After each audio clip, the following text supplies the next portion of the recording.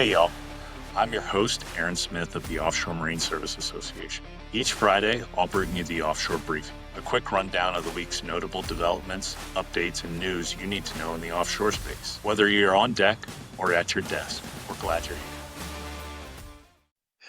All right, welcome everyone to another episode of Offshore Briefing. This is the 20th episode of Maritime in America. We made 20 episodes now. And when everyone hears this, we will be in our new office at 935 Gravier Street. Yes, and in fact, we are moving like pretty much right now. If you hear any commotion in the background, it's because the desk we're recording under just got taken out from under us. So we are literally recording this as we are moving. We almost did this from the back of the moving van. But I do want to thank our good friends at Adams and Reese for hosting us. We've been subleasing space from them for the last 5 years. It's been a great relationship. We will really miss them. It has been fun messing with them and telling them that we installed a hot tub, a golf simulator, rolling skating. Yeah. A yoga studio. So it's been fun to mess with them. I'm going to miss the building. Ceiling to floor windows. I like those. But I'm not going to miss how dead it is downstairs and depressing, and there's no stores or food. Yes. No, really looking forward to 935 Gravier is a great building. I've always loved that building. So glad to be going back to it. And also another thing that is going on right now that everyone should is if you follow Offshore America on Instagram, over the last month, we have been collecting sunrise and sunset pictures from our followers and have gotten, I think, probably 10 submissions or so. And so now they are doing a bracket style voting on the best one. And the winner is going to get a swag pack of some sort. I don't really know what's in there, but it's going to be something cool. It's awesome that we're getting those submissions in from our followers now. So please participate in the poll. I think it's every day or every other day they're putting up 2 new ones and kind of doing the bracket style elimination system. So that is cool. Also stay tuned for the next one that we're going to be doing next month, and we will tell everyone what that is in the near future. Another user submission or follower submission portal that we're doing there.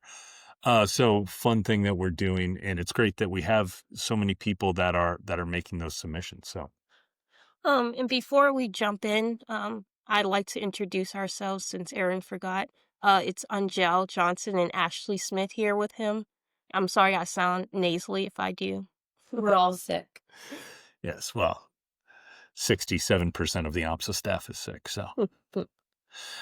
But yes, I did forget to introduce my co-host. My apologies.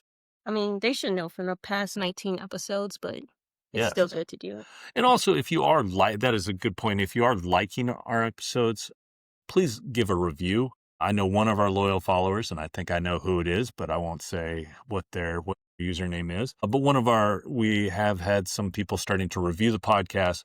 Please do. It helps people find this podcast and helps people get informed about the maritime industry. So with that, there's kind of 2 quick stories that I want to touch on, and hopefully OMSA members have seen these. Number one is OMSA, along with Chamber of Shipping of America, American Waterways Operators, and Passenger Vessel Association. We recently joined together and sent a letter to DHS, Department of Health and Human Services, regarding the oral drug testing, oral fluid drug testing. This has been something that has been allowed for a long time, but it requires DHS to set up some procedures first, and they haven't done so. And this is really important because, we are trying to get people into this great industry and trying to ensure that Americans can access the great careers that are available to people in this industry.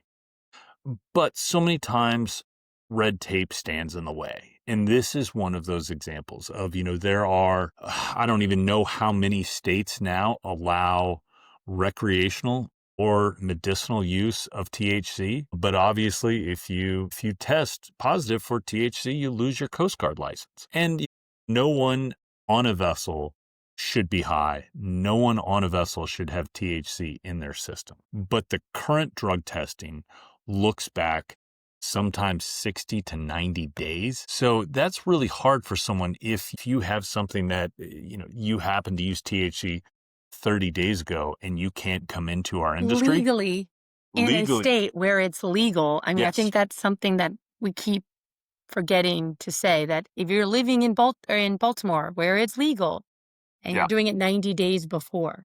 Yeah. And I was 90 was a little long, Sorry, but 30, yes. No, there was hyperbole on my part there. But and think about that from an alcohol perspective. Alcohol testing certainly doesn't look back 30 days for that. So why should the other testing do so?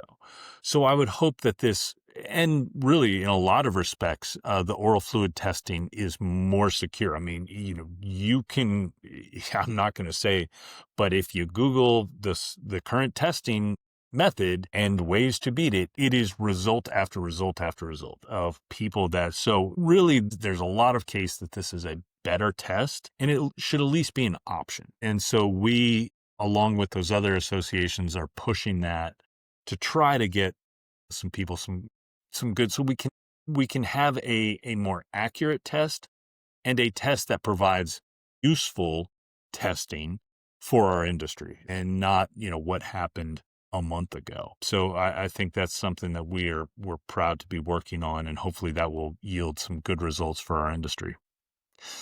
The other thing, and AMSA members will also have gotten this, is we're also sending out, late last month, the Coast Guard sent out a new NAVIC on paper charts. The requirement quite a few years ago was changed to have that you needed two methods of charts, and that NOAA was phasing out paper charts. So a lot of companies went and made investments in two sources of electronic charts.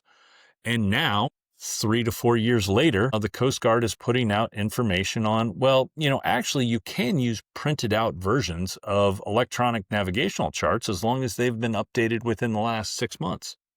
So if you have a vessel that's running the same route repeatedly, is on a dedicated service or running the same place every time, they could, instead of buying a whole second electronic system, they probably could have and should have just printed charts once every 6 months and then discarded the old charts. So, I was telling someone in our industry about this, and it made me think of the old Adam Sandler movie Wedding Singer, and it was information that would have been useful to me yesterday. And I would like the Coast Guard to get out of this system of setting out a requirement, having the industry invest in technology to meet that requirement, and then subsequently saying, well, hey, we've found some other ways this requirement can be met. All that's doing, that's not improving safety. That's not improving security.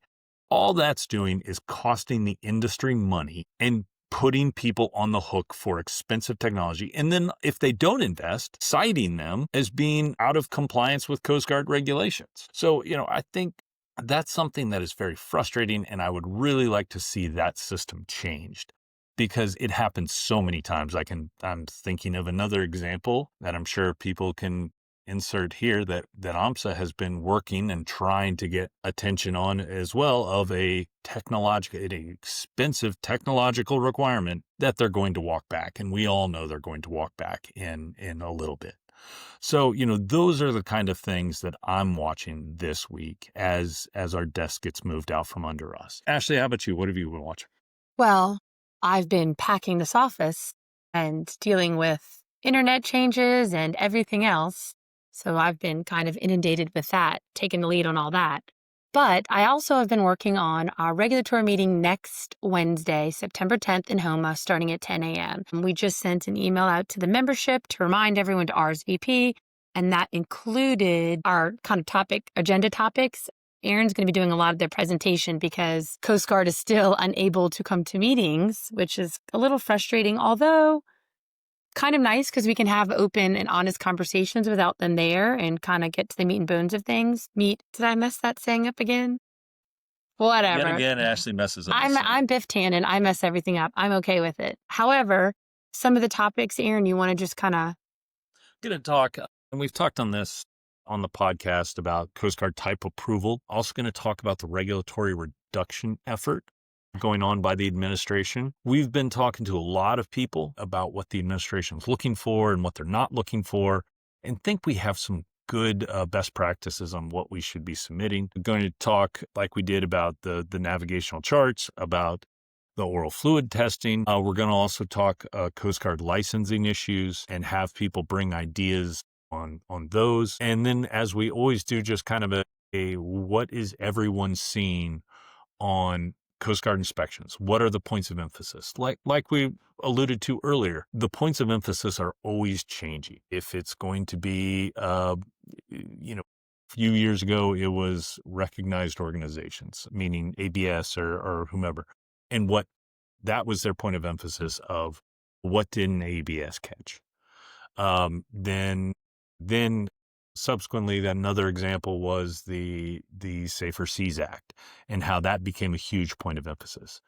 Haven't heard a lot about that lately. So, it's always helpful to share these stories about what people are seeing as the point of emphasis in inspections. And hopefully people will come with good ideas on that we can take and do something with. So yeah, that's always an interesting meeting. And you said, Ashley, we're starting at 10. We're going to try to Yeah, avoid. we're going to start at 10. We've realized that people traveling outside home, that morning commute to get there for 9 a.m. from New Orleans, from Lafayette, wherever you're coming from, is pretty difficult. So we pushed it back. We realized this when we had the summer lunch and learn, how much easier it is. So we've pushed it back to start time 10 a.m.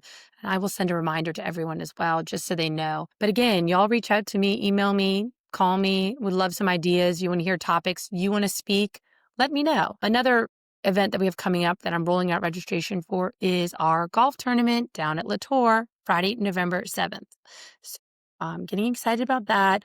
We do our Hit It and Win It contest at the end, which is still an amazing time, and looking for a sponsor for that. And, let me just tell you, if you want a way to mingle with golfers, this is your jam. You just sit there and talk with everyone as they drink and hit for prizes. So if you're looking to sponsor that event, let me know, because we're rolling out our sponsorships tomorrow. Excellent. Good. That is always a good tournament. It is always, AMSA has we do a lot of events in the spring, a lot of events in the fall, and summer we found, it's too hard. People are traveling, work offshore is a very busy time. It's hot.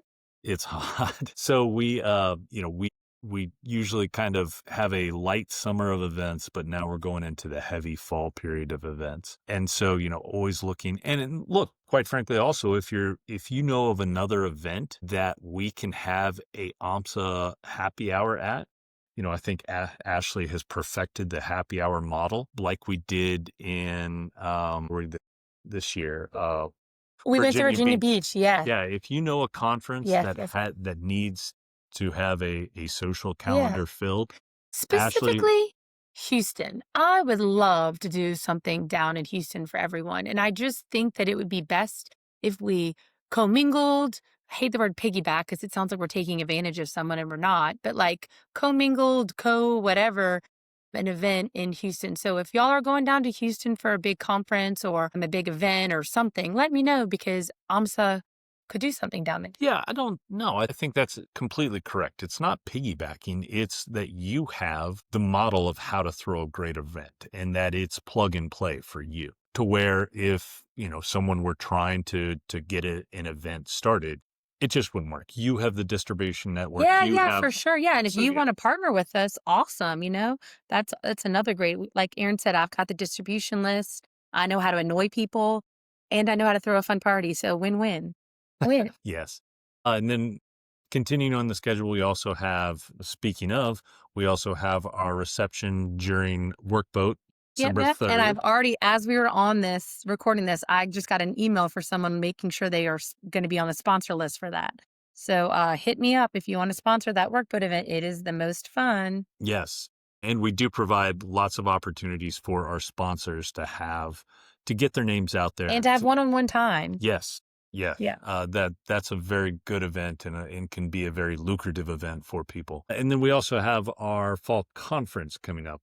Correct. It is Tuesday, November 11th. We haven't sent the registration out. We're still working on the Alaria Award recipient. We have someone. We're just confirming this all works. I don't want to give the name away, but yeah, and we have Anna Stallman coming to talk about crisis management. That's going It's to be going to a be a good one. really good one. Yeah. So I will keep the membership abreast of that. And if you're not a member and want to attend all these amazing events we're talking about, reach out to me. Yeah. Come join the other new awesome members. What, we've added 30 new I think we members? added 30 in this year alone, which That's has been crazy. awesome. Yeah. Good. Well, that is, I think, all we have. Like Ashley said, the next time you hear us, we will be coming to you from our new office. Which is 3 blocks away, but Yes. new and 20 floors down. Yes. So look forward to seeing everyone. Everyone stay safe out there, and Happy Friday. That wraps up another episode of Maritime in America. We're proud to highlight the voices and stories that keep the American offshore industry strong. Thanks for spending a few minutes with us, and remember, the course ahead is shaped by those who step up and steer it. If you liked what you heard, be sure to subscribe, leave a review, and share it with your crew. Tune in every Friday for your offshore briefing, and don't miss our next full episode, dropping soon with a very special guest, Mariner's Perspective. Catch you next time.